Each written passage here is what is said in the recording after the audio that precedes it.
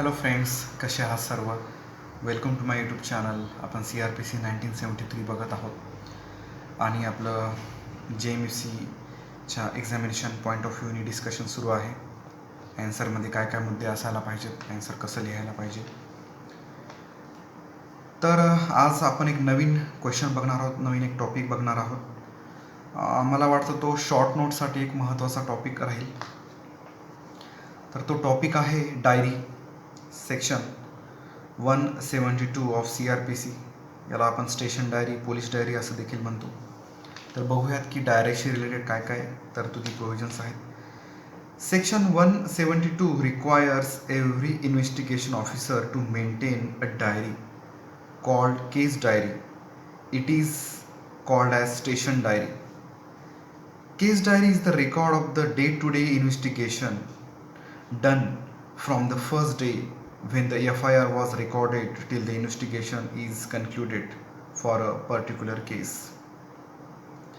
Main purpose of the case diary is to enable the court known the day-by-day information and check the method of investigation by the police.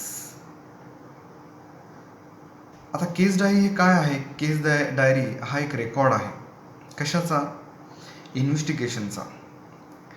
प्रत्येक FIR दाखल झाल्यापासून प्रत्येक दिवशी police डिपार्टमेंटने, police अधिकाऱ्यांनी त्या गुन्हा दाखल झाला त्याच्यावर पुढं काय काय कारवाई केली, कशा कशा पद्धतीने त्यांनी तपास केला, ह्या सगळ्या गोष्टीचा एक रेकॉर्ड तयार व्हावा, याचा एक डेटा एखाद्या ठिकाणी लिखित स्वरूपात असावा, हा एक उद्देश आहे केस डायरीचा.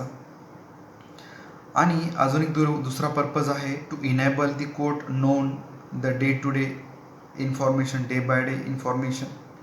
प्रत्येक दिवसाची, प्रत्येक टप्प्यावरची इन्फॉर्मेशन कोर्टाला कळावी आणि पोलिसांनी कशा पद्धतीने तो तपास केला आहे याची देखील कोर्टाला माहिती व्हावी. त्यासाठी देखील हा स्टेशन डायरीचा उपयोग होतो. याच्याशी रिलेटेड तरतुदी काय काय बघूया.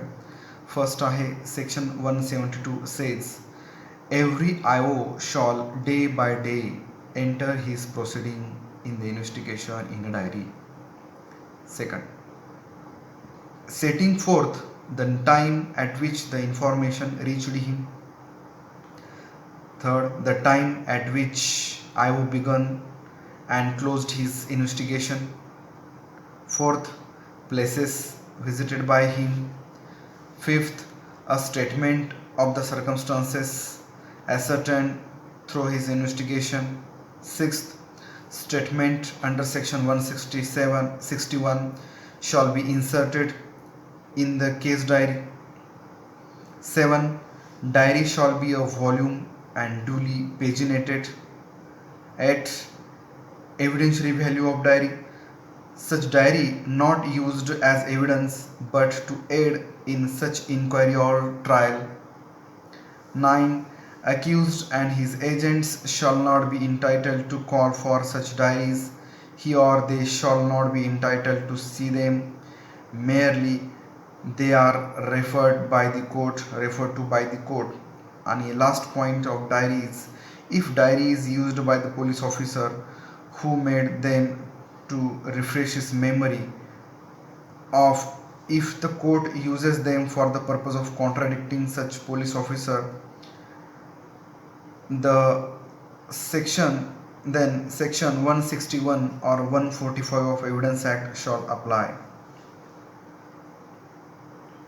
तर डायरीमध्ये डायरीच्या महत्त्वाच्या तरतुदी काय आहे की प्रत्येक IOनी त्याचं जे इन्व्हेस्टिगेशन आहे त्यांनी ते कशा कशा पद्धतीने केलं याचा एक डे बाय डे त्याचे जे डिटेल्स आहेत ते त्या डायरीमध्ये नमूद करायचे आहेत.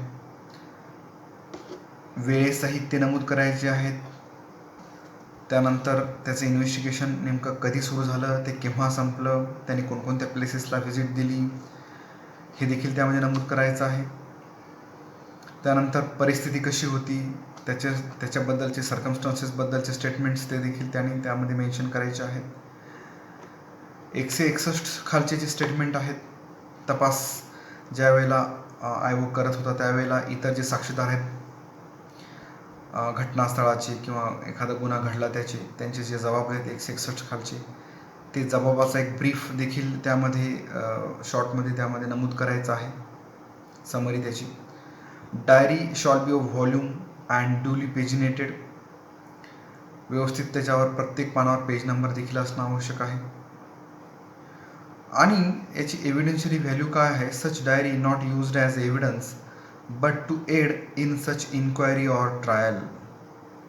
डायरेक्ट एव्हिडन्स म्हणून ही जी डायरी आहे ती वापरली जात नाही, परंतु aid in such inquiry or trial, मदतगार ठरू शकते, या डायरीची मदत घेता येऊ शकते. आरोपी किंवा त्याच्या एजंटला ही जी डायरी आहे तर ती डायरी पाहण्याचा किंवा तिला इन्स्पेक्ट करण्याचा कोणत्याही प्रकारचा राईट क्रिएट या ठिकाणी होत नाही. त्यानंतर पोलीस ऑफिसरनं ती जर डायरी जर कोर्टामध्ये रेफर केली त्याची रिफ्रेश करण्यासाठी मेमरी, तर अशा वेळेला त्याला कॉन्ट्रडिक्शनसाठी देखील 161 आणि 145 ऑफ एव्हिडन्स ॲक्ट त्याचा यूज केला जाऊ शकतो. तर अशा रीतीने आपण 172 डायरी याच्याबद्दल आपण तरतुदी बघितल्या. पुढचा व्हिडिओ मी घेऊन येतो आहे तो म्हणजे सेक्शन 173 म्हणजेच चार्जशीट, ज्याला आपण पोलीस रिपोर्ट म्हणतो. तर असेच CRPC वरचे पुढचे व्हिडिओ बघण्यासाठी तुम्ही या चॅनलला जर सबस्क्राईब केलेलं नसेल तर सबस्क्राईब करा आणि बेल आयकॉन दाबायला विसरू नका. Thank you very much.